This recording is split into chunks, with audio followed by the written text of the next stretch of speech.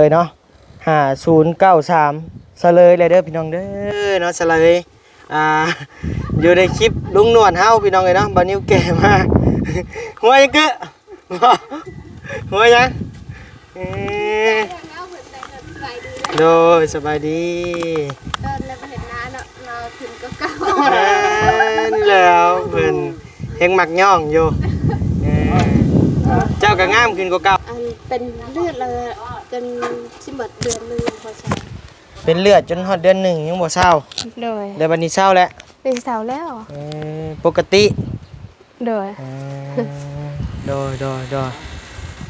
ใครแต่ว่ามีทางลุงอยู่เนาะพึ่งพาไปถ้าว่ามีทางลุงเพิ่นก็พอแห้งเติบโดยหาทางไปเลยว่าต้องเอาน้องน้อยรอถ่ายก่อนพี่น้องเอ้ยเนาะจักสิเป็นมือใดตาผู้ใหญ่เป็นเมตตามาเนาะตามผู้ใหญ่เป็นเมตตามาพี่น้องเอ้ยเนาะคือกันเราค่อยคือน้องคนค้ำมันกระดาษเดี๋ยวรุ่นเติบได้รุ่นเติบจะหอด3 เดือน 4 เดือนแล้วลุงแม่เปิดว่าเงี้ยก็ได้บ่ได้เอาเสร็จแล้วเอานี่ห้องโอ้ยรถใหม่รถงามพี่น้องเอ้ยเนาะเนาะหักมีห้อยโป่งน้อยนึงเนาะลุงเนาะตามการใช้งานเพิ่นมันเป็นรถมือ2พี่น้องกระตานี่แหละนี่ถูมันเขาจะให้มันลอยมันกะบ่ได้เลยเนาะกับราคามันกับพอพังเนาะ10,000 บาทมื้อนี้ยิ้มพี่น้องเอ้ย10,000ทุกนี่แหละคือบ่ได้เว้าแหละคนตุ้ยๆเตี้ยๆพี่น้องเอ้ยเนาะเอาว่าในคลิปอลีได้ให้พี่น้องดาวเบิ่งเนาะวันนี้ว่าเนาะคนตุ้ยๆเตี้ยๆอุปุหน้าใหญ่ๆว่าซั่นเนาะก็ดีแล้วนี่ถือหมดบ่ได้เว้านี่แล้วพี่น้องบางคนก็ตีไปใส่ทั้งน้องน้อยก็ตุ้ยๆเตี้ยๆคือกันพี่น้องเอ้ยเนาะเนาะประมาณนั้นก็ซื้อ 2-3 มื้อเลยบ่เลยโอ้โหมีฮอดตู้ตีดมีแต่ว่าตู้ตีดบ่ได้ขายน้ำปั่นขายแต่นี่บ่แล้วก็แห้งบ่ได้ขายเลยน้ำแข็งใสหั่นบ่ขายในตอนเล็กๆซื่อน้ำปั่นก็บ่ได้ขายเป็นหยังก็เจ้าบ่นิยมกินจะเป็นจังได๋เราเรียนตะกี้เนาะไปขอทานกินเนาะบ่เคยคิดว่าสิได้ปานนี้เด้แต่ก็บ่เคยคิดว่าทางลุงเพิ่นมีข่าวมาช่วยเป็นบวชตอบแทนบุญคุณโอ้ก็เจ้าต้องตัดผมบ่ล่ะบ่ตัดแล้วบ่ตัดก็ได้ตัดก็ได้บ่ตัดก็ได้บวชชุดขาวเด้ตอบแทนบุญคุณผู้ใหญ่เพิ่นก็อยากเฮ็ดอยู่ในใจบ่จัก5 มื้อ7 มื้อ9 มื้อ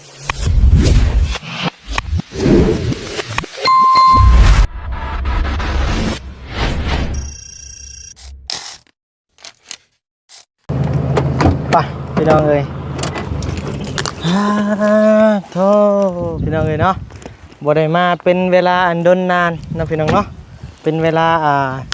โอ้ระดับ4 เดือนบ่อยู่แล้วพี่น้องเอ้ยสบายดีเด้อลุงหนวดสบายดีและสบายดีเจ้าป้าเฮือนซานก็ยังงามคือเก่าเนาะลุงเนาะโอ้งามกันแล้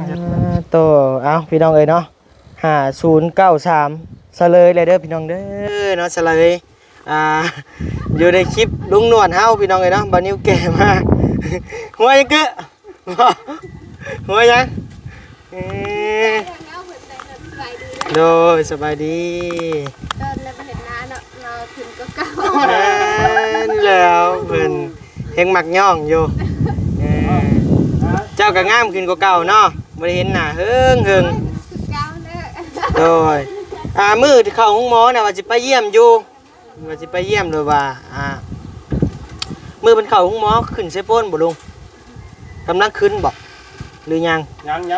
ด้เนาะคาเวียกเฮือนน้องน้อยแหละซั่นน่ะเนาะก็เลยบ่ได้ไปหาไปเยี่ยมเป็นหยังคือว่าไปฮอดอันเซโนก็นั้นเขาขอโทษนะเป็นเลือดเลยจนสิหมดเดือนนึงพอใช่เป็นเลือดจนฮอดเดือน1ยังบ่เศร้าโดยแล้วบัดนี้เศร้าแล้วเป็นเสาแล้วปกติโดยใครแต่ว่ามีทางลุงอยู่เนาะพึ่งพาไปถ้าว่ามีทางลุงเพิ่นก็พอแห้งเติบโดยหาทางป้ามาเลยกาคืบหน้าอยู่บ่เนาะคืบหน้าคือเก่าก็คืบหน้ามากกับมีใบยาสูบพี่น้องเอ้ยโดยกับโล่งอยู่เงินซานลันแป้นพี่น้องเอ้ยใช้ผู้โชคดีมื้อนี้ไปทางใดไป ไปคุณไปย่อวะ ไปหาใบคุณใบย่อเอาย่อย่อมาเบิ่งดูกึเป็นจังใดเฉลยเลยเด้อพี่น้องเด้อรถใหม่ผ้าใหม่พี่น้องเอ้ยก็ดีใจทำน้องเพื่อน ทาง FC ก็ขอโทษหลายๆเด้อเนาะทางเพิ่นก็เสียใจทั้งน้องน้อยก็ เสียใจหลายเติบอยู่ FC ก็ได้ เสียใจแบบใด เอาเพิ่นเม่นมาว่าน้องน้อยแน่เลยว่าต้องน้องน้อยว่าซั่นเอาน้องน้อยรอถ่ายก่อนพี่น้องเอ้ยเนาะจักสิเป็นมื้อใด ตาผู้ใหญ่เป็นเมตตามากเนาะ ตามผู้ใหญ่เป็นเมตตามาพี่น้องเอ้ยเนาะ คือการรอคอยคือน้องคนค้ำมันกระดาเดี๋ยวรุ่นเติบเลย โดนเติบ เดือน จะหอด3 เดือน 4 เดือนแล้วลูก แม่บางคนว่ารับรถนี่ปิดหัวหันหัวขึ้นเหนือแล้วเพิ่นเนาะ โดยอันนี้ใต้ได้เนาะ หันพูดได้เหนือเนาะ พี่ได้เหนือ เหนือทั้งพี่เหรอปะ เหนือพี่ แม่ทางนี้ลูก แม่นเลยเนาะเชฟโปนทั้งนี้โอ้ย หันเราขึ้นแล้ว เจ้า เหนือพี่น้อง แม่นเลยถอยมาอีกลุงถอยมาเยี่ยมถอยมามันแดดลุงมันแดดถอยมาอีกพอคำ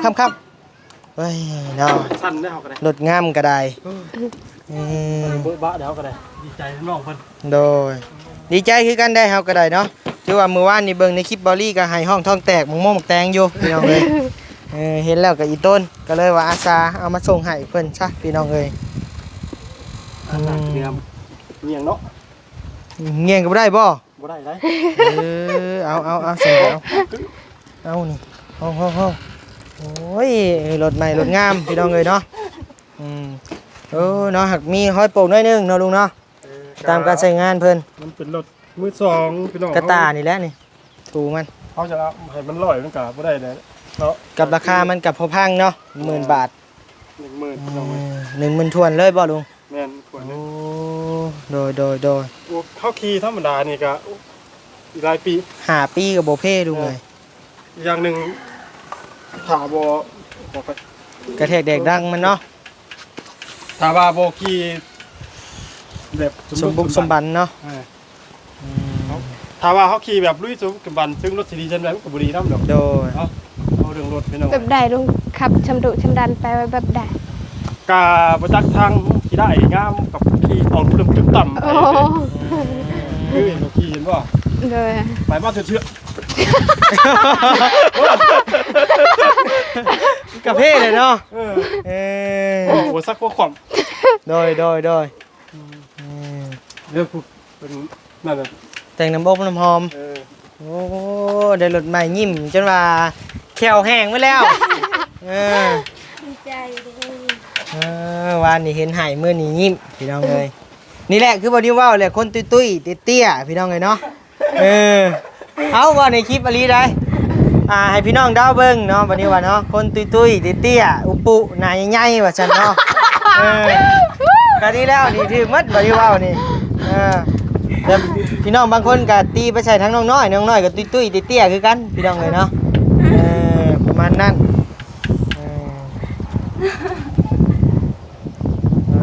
น้ำอกน้ำหอมพี่น้องเลย กล่องเดียวก็พอแล้วเนาะบ่เดียว โอ้แมน เลือกเพื่อจนใจมันชอบ เอามันจังอบมันจังหอมแล้วอ่ะ อ๋อ ให้มันมีแฮงบอกคือ ฮะ อยากกินเครื่องในห้างจะได้บาทนี่ จะกินยังเนาะ มียังมีอะไรเย็นๆอยู่บ่ มีอยู่ มียัง มีเอ็มลอยแล้วก็น้ำมะพร้าวแล้วก็ต้องให้มาจักจิบอก มาไปได้จากไปเบิ่ง โด เนาะ ย ยังแต่เพิ่นเห็นห้านมาก็ยังบ่ได้มาเบิ่งเลยพี่น้องเอ้ย มื้อนี้ไม่ได้เปิดหานมันมือเพราะว่าขาไปงานแต่งโม บ่ขายดีอยู่บ่เจ๊ ก็ดีอยู่บางมือก็บ่ได้ ฮอดบ่มื้อละแสน กายอีกบางมือก ายบ่ เด้อ ได้มื้อจักแสนหลายสุด หลายชุด5-6 แสน โอ้ คือนี่เป็น พอ ถ่ายเบียร์งานแต่งนะ ได้ขายอยู่แล้วงานแต่งเลย ถ่ายเบียร์งานดอกเขาก็เคยเห็นป่ะเจ้าเคยเห็นป่ะ บ่เคย บ้านทามีผมมีเลย บ่มีแต่กินฟรีอันนี้ไปขายเลย ขาย ได้จากร้านเฮ้ย แต่5 แสนบาท บ้านเขาบ้านแต่ขายเนาะ กินละล่ากันยัง อยู่ร้านทั้งยากบางคนก็ได้ เนาะ กระติ้วมันอาจจะเป็นน้ำบ้านเพิ่นเนาะ เป็นกระโบคอยนะเนาะ อยู่บ้านเพิ่น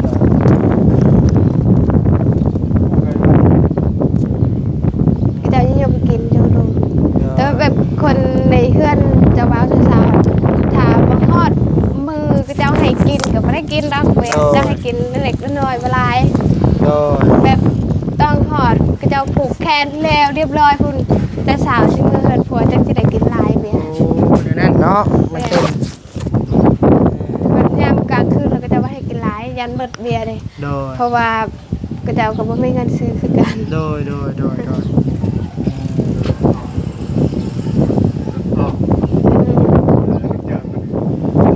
ใช่คือตุ้ยหนูเก่าบ่เจ้าสบายดีชื่อเฮาอยู่บ่ไผแหละโอ้ชื่ออยู่นั่นซั่นเนาะเป็นจังได๋เฮือนซ่านอยู่ได้ปกติบ่หมานอยู่บ่เฮือนหลังใหม่น่ะ จะไปจักกันยังดอก อากาเว้านำกะหันหลังนี่พี่น้องเอ้ยเนาะคือเนาะแล้วเป็นคนจังซั่น ไปสนานเดี๋ยวจังหน่อยสิไปเบิ่งห้านใหม่เพิ่นพี่น้องเอ้ยขอตูดได้อยู่บ่เฮ้ยขอตูดได้อยู่บ่ แบบไรตัว รอดบ้านกินนะ ขอกินละล่าได้บ่ ตรงนี้กินน้ำเนี่ยมีน้ำ เขามีน้ำกินอยู่ครับเป็นกระเพาะกินบ่ได้ดูไง รอดกินอะไร แม่นมันเป็นกรดไหลย้อนมีอยู่น้ำครับซื้อมาอยู่ เอาน่าจะรอดไปเอา จะกดลง หนึ่งพอเราไม่เอา ใส่เบิ่งไปเบิ่งห้านใหม่เลย มีแต่เรื่องอันผูกคอต่อแขนเจ้าเอาเลยเด้อลุงเด้อ โดย เดี๋ยวสิไปเบิ่งนี่ก่อน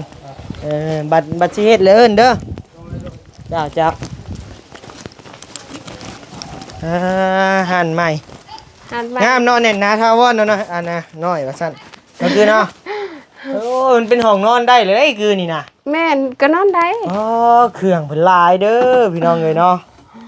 ก็ซื้อ2-3มื้อเลย บ่ โดย โอ้โหมีฮอดตู้ตีด มีแต่ ตู้ ว่า ตีดเออ บ่ได้ขายน้ำปัน ขายแต่นี่บ่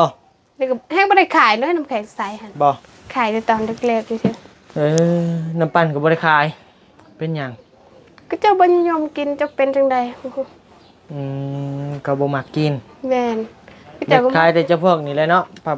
ปลาพนุ่มนี่ได้ขายอยู่บ่ ได้ขายอยู่ ยาสะหัวเนาะ โดย ขนมเป็งนัว ได้ ประมาณ ขา นั้น ย ขนมแต่ ก็ ว่าคือฮู้ ยาสูบก็เจ้าจะมา โอ้ฮิตนิยมยาสูบไฟแสกเนาะ โดย ประมาณนั้นพี่น้องเอ้ยเพราะว่าบ้านนอกบ้านนาเฮาเพิ่นบ่มักดอกอันนี้นะน้ำปองน้ำปั่นนี่เฮิงๆมันสิมาเทื่อ โดย คะแนนว่านั่นก็เฮาซื้อน้ำก้อนมามันก็เปื่อยหมด แม่นซื้อมามือ เอา ละ เฮ้ยมีตู้เย็นข้างแน่บ่นี่ มี โอ้คักแล้วซั่นน่ะเนาะ แต่ว่า เออ น้ำเปล่าก็ไม่ได้ทางน้องจะกินหยัง อ้ายมีข่อยมีแล้วมีน้ำกินอยู่อืมใช้เอาไปให้ลุงไหม เอาไปเลยเด้ เอาไปเลยเอา แม่น ตอนใด ถางน้องเพิ่นเอาไป บอกคือบ่ฮู้เมื่อวะตะกู้ยันเมื่อยพี่น้องเอ้ยบ่อยมานี่ก็เป็นเวลาฮอดบ่4เดือนเกือ หลายเติบเลยเด้ บ่ แต่แล้วเพื่อนแม่นบ่ แล้วเฮือนพันขึ้นเฮือนพันก็บ่อยมาเลย แม่น อืม โดดเติบ น้องพันเพิ่นไปใช้เดี๋ยวนี้ เรามื้อนี้ก็อยู่เพื่อนเด้อมื้อนี้เราไปดัดฟัน ไปดัดฟัน แม่น ไปดัดแขว แม่นใส่ เฮ็ดเป็นแขวเล็กคือสิมาเฮ็ดงามเฮ็ดเงิมแท้ ค่ะ เอ้าเพิ่นนั่นแหละ ทางน้องเพิ่นเรามีเงินเนาะ แล้วเป็นนางเอกบ่ คือแม่น อย่าเป็นแหละผู้สาวพี่น้องเอ้ยเห็ดมันงามเพิ่นว่ะเห็ดเป็นแขวเล็ก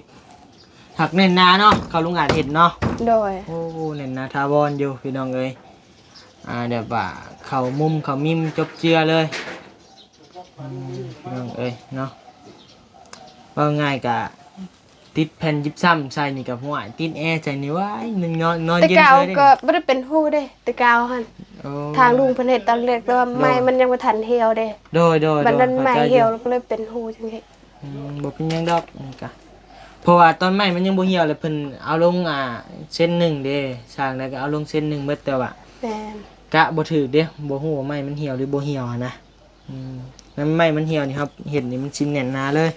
มันสิบ่เหี่ยวมันสิบ่ป่องนะงามเกยเนาะ เคยพันอยู่บ่สิได้ฮอดขันนี่ บ่เคยคิดว่าเคยผ่านว่าสิได้ดอก ตะกี้ก็ไปว่าเรื่องตะกี้เนาะไปขอทานกินเนาะ บ่เคยคิดว่าสิได้ปานนี้เด้ อืม แต่ก็บ่เคยคิดว่าทางลุงเพิ่นสิเข้ามาช่วยจนได้หมดทุกสิ่งทุกอย่างก็ภูมิใจแล้ว ก็ถือว่าได้ทุกสิ่งทุกอย่างแล้วพี่น้องเอ้ยเนาะเพราะยืนด้วยแข้งขาตัวเองได้แล้วบาทนี้พี่น้องเอ้ยเนาะบ่หายห่วงแล้วบาทนี้รถจักรก็ได้ผู้ละคัน3คันแล้วพี่น้องเอ้ยเนาะตาสะออนจะไปเฮ็ดบุญในใดกินข้าวในใดก่อนครอบครัวจะกินข้าวกับหยังเดี๋ยวนี้ชื่อซิมเฮ็ดบุญมาหลายแท้ ก็บ่ได้เฮ็ดบุญอีหยังเด้ บ่ จักได้มีศาสตร์ก่อนแต่ศาสตร์นี่ก็เฮ็ดบุญธรรมดา บ่มีแต่ดูเฮ็ดบุญได้บัดนี้ได้หาเงินได้ไปเฮ็ดบุญเด้อบัดนี้เด้อเฮ็ดบุญให้ผู้ใหญ่เพิ่นบัดนี้ตอบแทนบุญคุณเพิ่นเฮาตอบแทนบ่ได้หลายเฮาก็ไปใส่บาตรยาน้ำตอบ แม่ แท น นบุ แต่ ญคุ เก่า ณ บ่เคยไปวัดไปว่าเด้แต่เก่าหั่น บ่ แม่นขาทางลุงเพิ่นเข้ามาแล้วก็ไปวัดไปว่าอยู่ ไปโลดไปใส่บาตรยาน้ำคะแนนมีโอกาสก็บวชก็ได้บวชขาวเด้ อ้าวปวดแบบใด บวชตอบแทนบุญคุณ โอ้ก็เจ้าต้องตัดผมบ่ บ่ ล่ะ ตัดแล้ว บ่ตัด บ่ตัดก็ได้ตัดก็ได้บ่ตัดก็ได้ อ๋อบ วชชุดขาวเด้ตอบแทนบุญคุณผู้ใหญ่เพิ่น ก็อยากเฮ็ดอยู่ในใจมัน บ่ ถ้า จัก มี หา เวลา มือ7มือ9มือ9มือแล้วงาม เก่ามือ เจ้า อันเฮาไปบวชอยู่ไส อยู่วัดใดก็ได้ อ๋อ อันดีแท้ไปบวชอยู่ซิโนวัดหลัก19ไม่ขาวร้ายอยู่นะ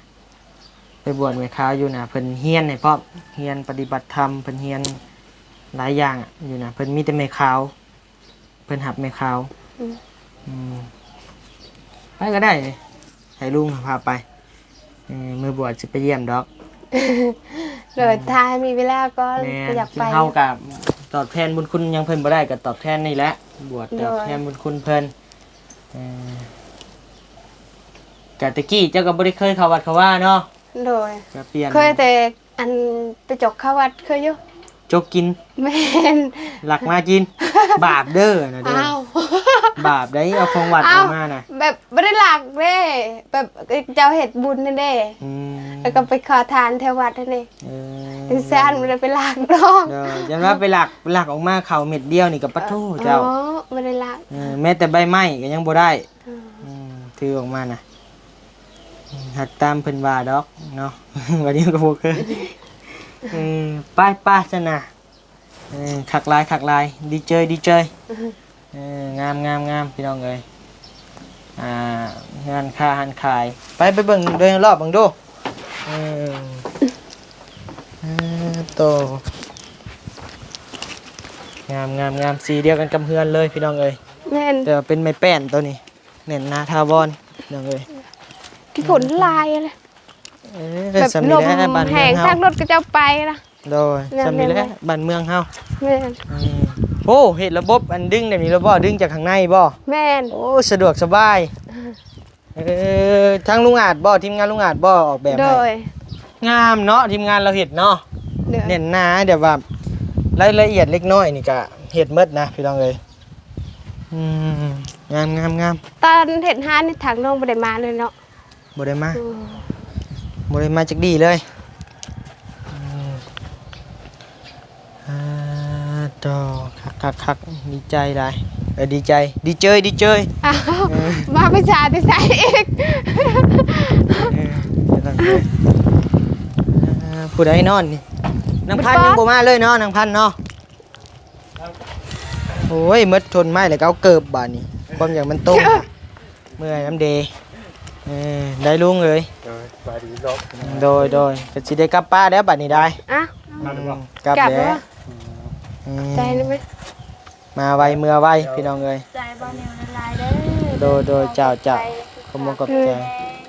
จะได้ลายของใครยังไม่พัฒนาสิ่งไหนว่าอะไรนั้นเด้อ สา ใจ ธุ ละลาย อวยพรหวานจ้อยๆบาดนี้ให้กว่าน้ำอ้อยตกลงมาพี่น้องเอ้ยได้รถใหม่บ่ให้เลยติบัดนี้ฮะให้อยากได้ผู้บ่าวบาดนี้ให้อยากได้ผัวบาดนี้ ให้ได้ผัวนี่ก็ ให้อยากได้ผัวเด็กก็หาให้บ่ได้เลยเนาะ เจ้าให้บ่ได้ แล้วแต่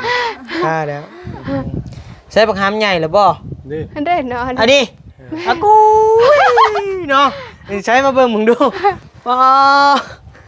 ใหญ่ได้พี่น้องในบ้านนี่เนาะ แล้วมาอบมือดีละนอนนั่น เออ เดี๋ยวก็อบมือมัดเว้นมัดคืน บ่เอาออกนี่ให้บ่ลองเอาออกเบิ่งดู เราบ่ให้แต่ว่าเราสิ ชอบเขา เอา ขึ้น ไหมเว้นบัดเรามือหันยัดใช่ไหม บ่มีแว่ให้อมเนาะหมักอมมือโอ้ใหญ่เนาะคือว่ายังน้อยๆอยู่ตอนบ่นิวมายังอุ้มน้อยๆอยู่ ไปหานั่นโดดได้รู้ว่า กินคู่มื้อ โดดนะ ลุบมาแล้วถึง ให้ดินทรายไว้สิมาลูก ใจน้ำแน่แล้วก็ ชาย เอ็ดนี่นะ ชายก็สั่ง2มื้อยังคนนั้นก็ตอนบ่าย สั่งใช้มายังไงนะ อย่างน้ำนี่ อ้าวมีห้องน้ำอีกบ่นี่โอ้ยเนาะเฮ็ดบุญส่วนใดกินข้าวแบบใดกินจักโมงข้าวนะบ่ เวลาจะนู้นจะย่ำ สิไปกินน้ำนี่คือสิได้คักได้แน่แท้นี่เนาะก็ขอบมกขอบใจหลายๆเด้อผู้รักผู้ใหญ่ผู้ที่สดซอยมาเนาะแล้วก็สนับสนุนน้องเพิ่นมาก็โอ้ยเนาะบ่คิดว่าสิได้ฮอดมื้อนี้ แม่นัดเพิ่นว่าเพิ่นนำเฮาเลยว่าตอนบ่ายนี่ว่าซั่นตอนนี้3โมง งบเท่าใดเฮ็ดห้องน้ำดู งบนี่ตอนนี้มีอยู่ เพราะว่าเขาซื้อเขาสั่งของตอนนั้นยังไม่ทันได้จ่ายเงินนอกเป็นว่าไงายเป็นเงินรวบรวมนั่นแหละ โดย ช่วงชิปปลายละ สิไปลาดพอแล้ว อุปกรณ์นี่ก็นั่นอยู่เต็นยังหาค่าสร้างดิ โอ้ยังหาค่าสร้างอยู่ ค่าสร้างอยู่นี่เพิ่นเอาเท่าใด ยังบ่ฮู้เพราะว่ายังหาบ่ทันได้อยู่ อื เพราะว่าห มา ทำสร้างใดก็มันยังติดเวียกเพราะมันหนาเลขเนาะ โดย ถามอาญาตกะแต่แต่ผ้าอยู่ แตกไว้หมดแล้วทางโรงงานกลับไปอยู่เมืองชนพุ่น